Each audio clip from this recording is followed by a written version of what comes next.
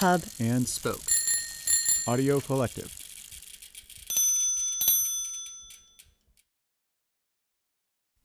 So it's a video It's a video of somebody eating a melon with a plate on our head. there's a woman. She's placed the plate on her head, and she's taken a knife to her bra, and she's carving through what, at this point, you don't know what it is, but oh, there we are. It's a melon. It's not her breast. And then she reaches in to the melon to start taking out The seeds and she's putting them where? on the plate. On the plate. She was wearing a plate on her head, which I thought was impressive that she was balancing while she was aggressively spooning out what looked like a piece of fruit from her breast. Classic woman quality, being able to multitask, balancing that plate on her head as well as nourishing herself from her own breast there. It was like a feminine trait to support other people and feel that responsibility. So maybe to me it spoke to, reminding yourself to like nourish yourself as well. Like your own oxygen mask first. Yeah, that's right. That's right. We know she's not being hurt, but it seems so close to being hurt that it's an upsetting piece. It's a bit disturbing to watch, actually. There is pain and all sorts of just bizarre things that happen to the human body in giving birth and breastfeeding, and how our bodies just turn into these things that are very unfamiliar to us, and yet they nurture and in kind of brutal ways sometimes. I wonder if many men can even stand in front of it and look at it. The reveling in disgust, the fact that the woman is consuming herself, like sort of making a mockery of, you have to have elegant poise, you have to keep this plate on your head, you're supposed to be feeding babies. Well, you know what? I'm going to take all of that and I'm going to eat it for myself. Mm-hmm. And I love that sort of cringe factor and just how much you can enjoy it. Oh. What did she just do? She threw the plate on the ground, all the pieces of melon flying everywhere. Has a slight smile, very self-satisfied it seems. Yeah, digesting the bit of melon she had in her mouth. And then it goes to black. Yeah, quite an incredible piece.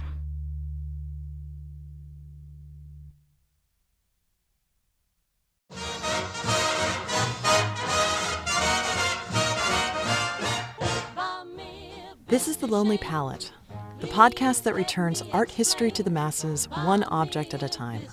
I'm Tamara Vishai. Episode 46, Patty Chang's Melons, at a Loss, from 1998.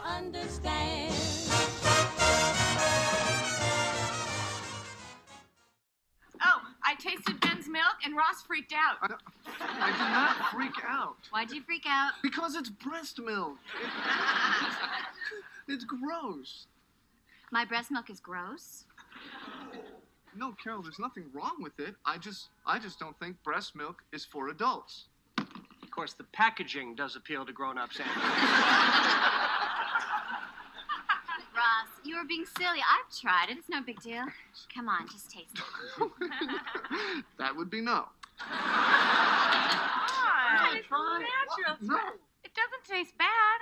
Yeah, it tastes kind of sweet, sort of like, Like what?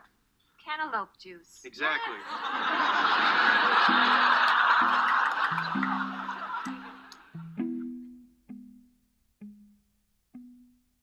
There is a growing movement on the internet that is resolute in proving, one episode at a time, that the sitcom Friends has not aged well. I've more or less slouched on the sidelines of this debate, not unaware of the problematic lack of diversity and obscene apartment sizes, but fully aware that my gray millennial nostalgia gives it maybe a rosier tint than it deserves. But then I rewatched this episode. It was probably during a 4 a.m. feeding, and I gotta say, it made me sit up straight. It's titled, appropriately enough, The One with the Breast Milk. And while the rest of the episode is straight-up dated 90s puerile sitcom shtick, this B-plot is goddamn revolutionary. If you haven't seen it, or, like me, wasn't attuned to its glory when you first did, here's a quick recap. Ben, who is Ross's infant son, comes to visit, accompanied by Carol, Ross's ex-wife. Ben cries, Carol whips out a safe-for-network TV boob, and suddenly I'm sitting with my laptop in the middle of the night with a baby on my breast, as blazingly woke as the actual honest-to-goodness breastfeeding real talk that I'm watching play out. Adults are comparing notes on what breast milk tastes like. Each of the men in the group, including Ross, the quote-unquote sensitive one, are called out for their discomfort. The entire subplot takes up maybe 7 aggressively laugh-tracked minutes of the episode, but incredibly, it manages to tap into almost all of the tropes of what makes breastfeeding the mundane, taboo, erotic, desexualizing, and empowering phenomenon that it is.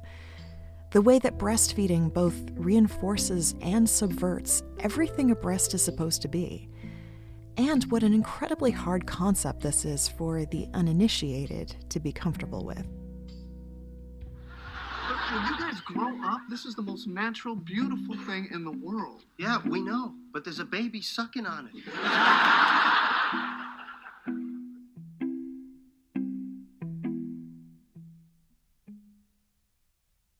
I fully own that I'm coming at this from a personal place.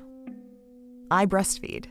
I am breastfeeding, probably even as you're listening to this, which means that I've stopped what I was doing no fewer than 8 times a day for the last 7 months to get as comfortable as possible wherever I am, unclip the straps of my bra, and hit it. This is the kind of thing you don't know until you know, but to breastfeed is to breastfeed all the time.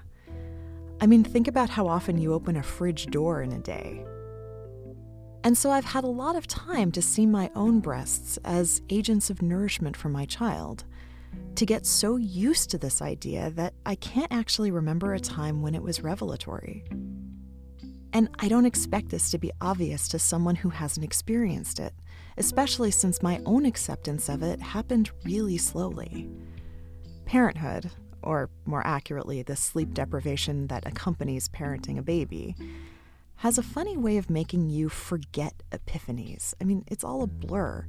And suddenly you look backwards and realize that your compass has shifted, that your formerly sexual, formerly covered breasts have morphed into something else entirely, something you can't control, something that, despite the good it does my heart, takes a lot from me, my time, my calories, to give to someone else, even if he's not there.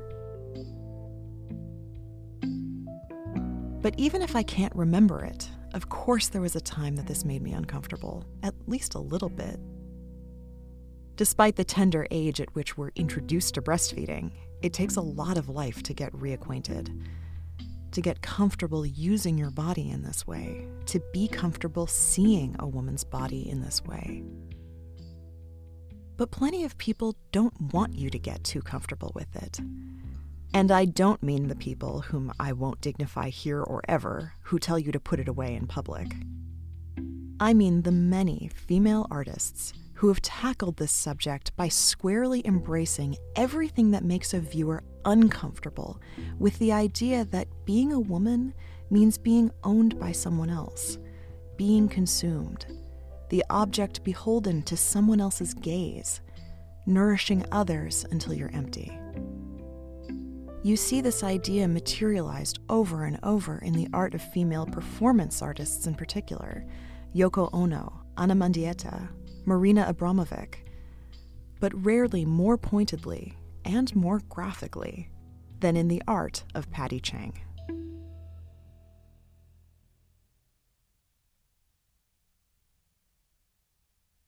The New York Times art critic Roberta Smith probably put it best in her first review of Chang's work when she told viewers to brace themselves. Chang is not an artist for the faint of heart. If you thought Louise Bourgeois was a lot to take in episode 44, well, hold Chang's beer. She was born in San Francisco in 1972, and her work came of age in New York in the 90s through underground, Asian American, Super 8, LGBT, and other experimental film festivals throughout the world, and defined itself by continually pushing boundaries. The boundaries of endurance, the boundaries of taste, and particularly the boundaries of what a woman's body, and really just the body itself, can, is, and should be able to withstand. Quote, testing the borders of flesh to explore the physical and ideological ways in which women's bodies are stitched, clamped, hooked, squeezed, and dismantled into femininity, as the critic Eve Oishi writes. And she does this primarily with her own body, the use of some strategically uncomfortable props, and us. We can't help but engage, because it's so grotesque you can't look away, whether she's putting eels down her shirt, shaving her crotch while blindfolded, sewing into her own prosthetic skin, or, here, slicing off her own melon breast. It's a lot. Sometimes it feels like too much, shocking for shock value's sake, but you can't deny its effectiveness. How skilled she is at throwing us off balance and making us pay attention. And you can tell, just from her smirking expression as this video is playing, that she knows exactly what effect this experience is having on us. Her art uses discomfort as a tool. She plays with it, she wields it like a knife, finding that line where it goes just a little too far for just a little too long. Because she knows she's got us right where she wants us, rooted in place, watching a screen.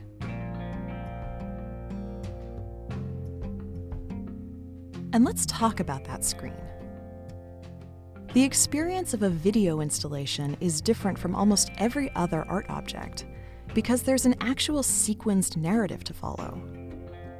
Chang describes her films as time-based sculptures. You can come in too late, catch the video in the middle, and have to wait for it to start over, as opposed to, like with a static object, experiencing the work at your own convenience. The act of art with a performed narrative isn't new. We looked at performance art in Yoko Ono's cut piece in episode 28. But there's something about the repeatability of a film that makes it feel more immediate. Though Chang filmed this once, we can watch it play out endlessly. And each time, it's the art, as opposed to Yoko performing her art once, and if you weren't in the audience, you missed it. And the sequence that we can watch endlessly is this. Chang, wearing a shapely brassiere, rests a plate on her head, which she then balances for the whole of the film. She picks up a knife from somewhere below the shot and holds one breast steady as she slices into it, revealing that it's not actually her breast, but a cantaloupe, which she then plunges her fingers into to rip out the seeds, which she then puts on the plate on her head. She then picks up a large metal spoon and starts spooning the flesh of the melon breast into her mouth. She scoops and scrapes and eats until she puts the spoon down, takes the plate from her head, and throws it onto the floor. And throughout the sequence, she's telling a story and maintaining intense, antagonistic eye contact with the camera. It's completely mesmerizing and utterly perverse, both of which are intensified not just by the striking visuals, but by the striking sounds. Think of sound as the fourth dimension of performance art. We saw how important it was in Cut Piece, even as it hung quietly in the background. The waves of nervous laughter from the audience, Ono's own description of the musicality of the cutting scissors. Here, though, the Foley effects are in overdrive. We hear the sawing of the knife into the melon breast. We hear the fabric ripping as she pulls the bra cup away. We hear the wet, juicy squelch of the pulp as she plunges her fingers in. We hear the metal spoon click against her teeth. We hear the explosive shattering of the plate at the end. We hear her speak in measured pentameter, stiff-backed as a beauty queen so as not to drop the plate, and through a mouthful of melon.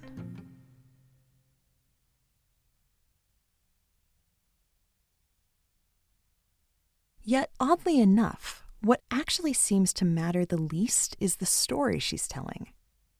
It's pretty disconnected from what we're watching, beyond starting and ending with a plate. It almost feels like an intentional misdirect. The monologue meanders, pulled along by overly specific associations and allusions, bordering on the nonsensical and almost certainly too personal to have a lot of universal resonance. When my aunt died, I got a plate. She begins by saying that her aunt died of breast cancer and left her a commemorative plate. It was the kind of plate with a color photo printed on it in a poisonous ink that you couldn't eat or else you'd die too. She talks about the saucer reproduction of the plate that she was given as a child, a small plate for a small person. Back in the days, when black and white meant photos, and color meant paint. And on that saucer was an image of my aunt 2 years before she died, with a smile so wide, her eyes disappeared and a hairline flips, almost erased into her skin. She was just like St. Lucy. St. Lucy of Syracuse, eyeless, sightless, and carrying her baby blues on a platter. The story ends with the same smirking brazenness that we see on her face throughout. A weird achievement unlocked. And whenever I was punished for not doing something I was told to, I would gently take that plate off of its redwood display stand and lick that puppy till her smile was erased.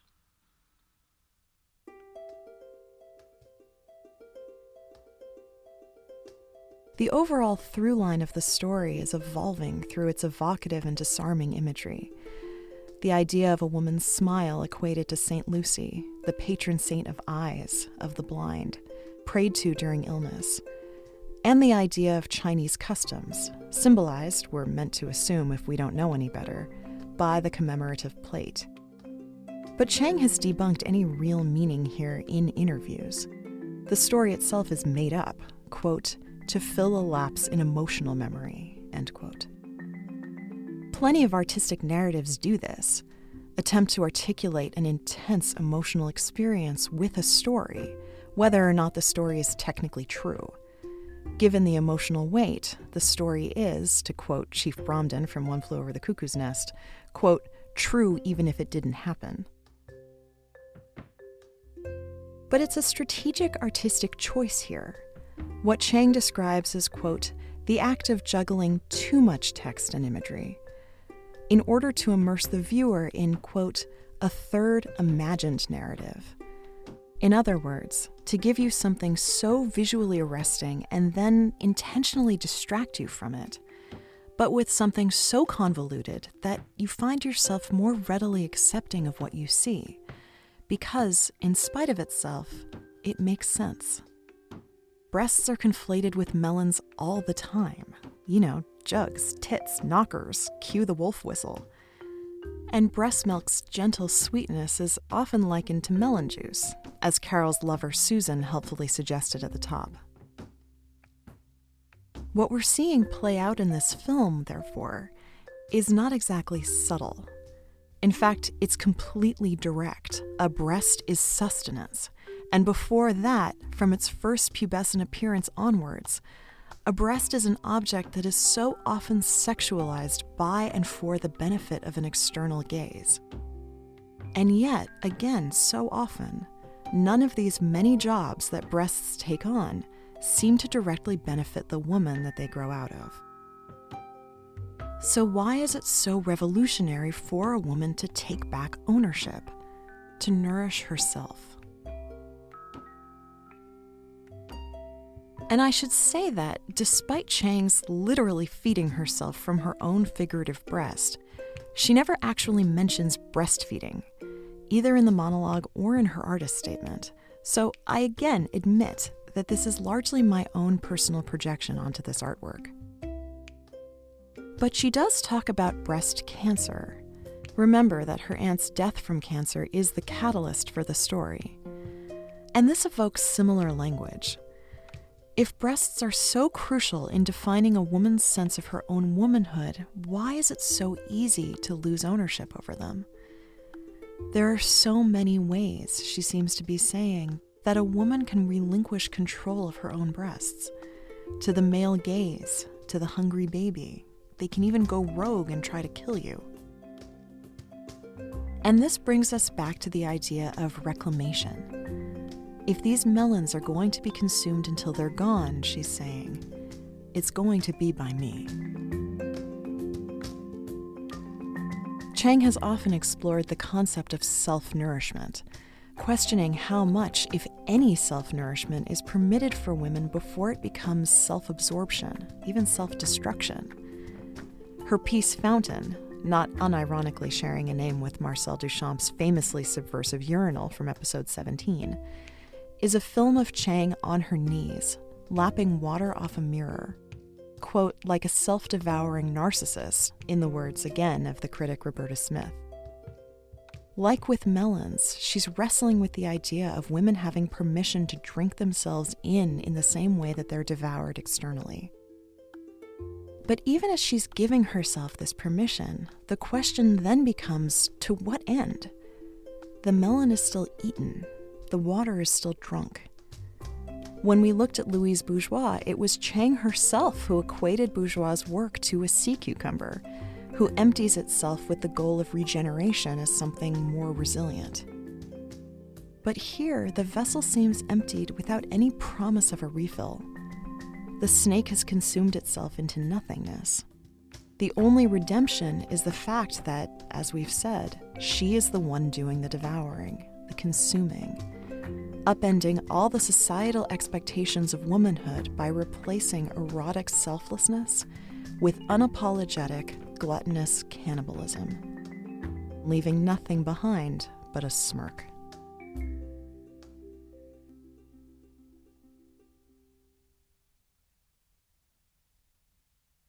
And yeah, make no mistake, this makes people really, really uncomfortable. Not just the immature season 2 Chandlers of the world, but all of us. This film is incredibly hard to watch, the slicing, the digging in with a spoon. You know it's a cantaloupe, but still. I stood in the gallery and watched people walk by it, stop, react, make a face, move to leave, and then just not be able to. And this brings us back to where we started, the art of discomfort. There are many artists, several of whom Chang has cited as influences, who use their bodies with the explicit purpose of causing discomfort. Some focused on hurting themselves for the sake of their work, and not just, as Chang does here, metaphorically. The artist Chris Burden, for example, made a name for himself with his particular brand of controversial endurance performance art when he had his assistant shoot him in the arm at close range with a .22 caliber rifle in his 1971 work, the aptly named Shoot, which explored just how far it was possible to take personal danger as a form of artistic expression.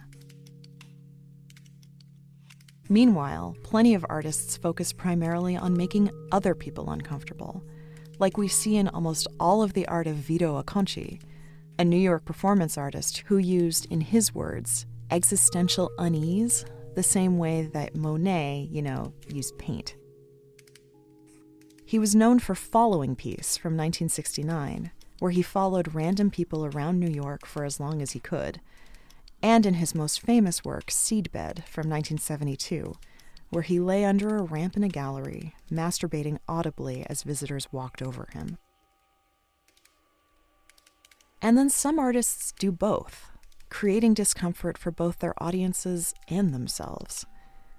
There's Marina Abramović and Ulay, standing naked and vulnerable on either side of a narrow museum doorway, but forcing visitors to make a flash decision as to whom they're going to face as they squeeze their way past, in Imponderabilia from 1977.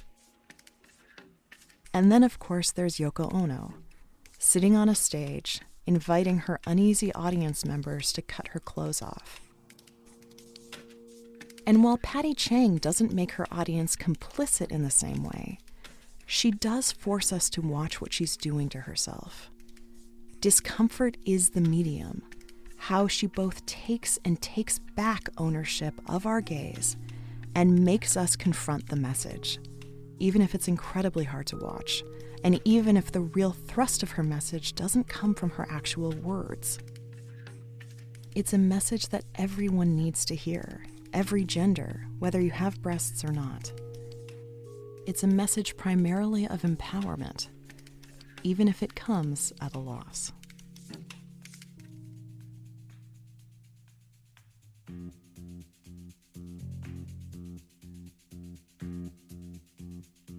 Melons was filmed in 1998, and in the years since, Chang has continued to create work that pushes boundaries, although with a greater emphasis on cross-cultural boundaries in her filmmaking, with less of a focus strictly on performance art. At age 48, she's moved away from using her own body, claiming that it was too emotionally exhausting, and as a nursing mom, girl, I hear you. There's only so long you can really be expected to do it. She now sees her role as an artist not as one of endless repetition, but of evolution, not unlike Louise Bourgeois, whom Chang cites as an influence, and one she hopes to follow in the footsteps of. Continually evolving, creating work that looks like something else entirely as the decades go by. And thinking of her work as an evolution allows for her growth, and for her own opportunity to age well. Maybe it's a little bit puerile and shocking at the outset, but it's also goddamn revolutionary. And moreover, it's a brazen example of how, when you get your audience right where you want them, you can leave them with so much more than a smirk.